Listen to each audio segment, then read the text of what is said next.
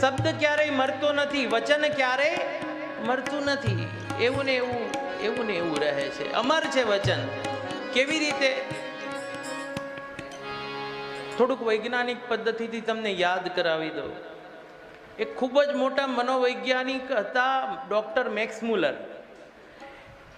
એ ભારતમાં આવ્યા, મોટા મોટા યોગીઓને મળ્યા, સંતોને મળ્યા, સાધુને મળ્યા, તો એને ખબર પડી કે શબ્દ છે એ ક્યારેય મરતો નથી.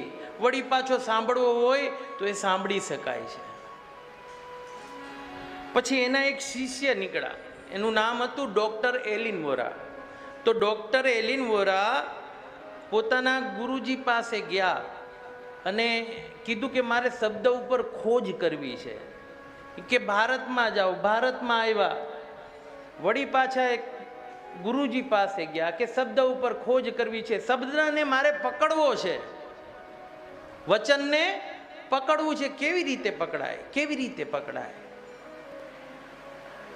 કે મેં તો તપાસ કરી હતી, ભારતીય યોગીઓ પાસે ને ભારતીય સાધુ સંતો પાસે એવી તાકાત છે કે શબ્દોને પકડી લે છે. તમે તપાસ કરો. હવે ડોક્ટર એલિન વોરા પોતે ઘણી ખોજ કરી, કંઈ મળ્યું નહીં.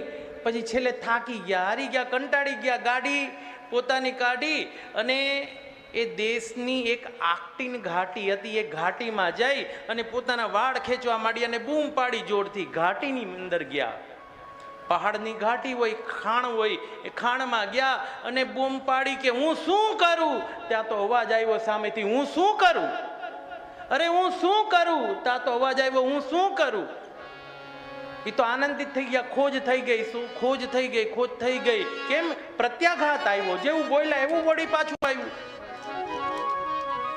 ગુરુજી પાસે ગયા, ડોક્ટર મેક્સ મુલર પાસે. ગુરુજી ખોજ થઈ ગઈ, ખોજ થઈ ગઈ, ખોજ થઈ ગઈ. પછી એ જ પરંપરા પ્રમાણે ધીરે ધીરે કરતા અમેરિકાના બધા વૈજ્ઞાનિકો ભેગા થયા ને ધાતુની પટ્ટી ઉપર શબ્દ પકડતા થયા. પછી આપણે કેસેટ સાંભળતા થયા. પેલા કેસેટ આવતી હતી, કેસેટ સાંભળતા થયા. અને પછી ધીરે ધીરે ધાતુની પટ્ટી ઉપર બધી રેકોર્ડિંગ થાય છે ને અત્યારે જૂના જૂના અવાજો આપણને સંભળાય છે. શબ્દ ક્યારેય મળતો નથી. તમારી પાસે નાનકડું એવું યંત્ર છે, ખિસ્સામાં નાખી લો, ફોને થાય, કોકારે વાત કરવી હોય તો એ થાય, એને વાત હું કઈ રીતે સાંભળવી હોય તો એ ખબર પડી જાય. અને વળી પાછું કેટલા વર્ષો જૂનું સાંભળવું હોય તો એ મહાત્માના, એ સંતોના એ વચનો વળી પાછા આપણા કાને સંભળાય છે.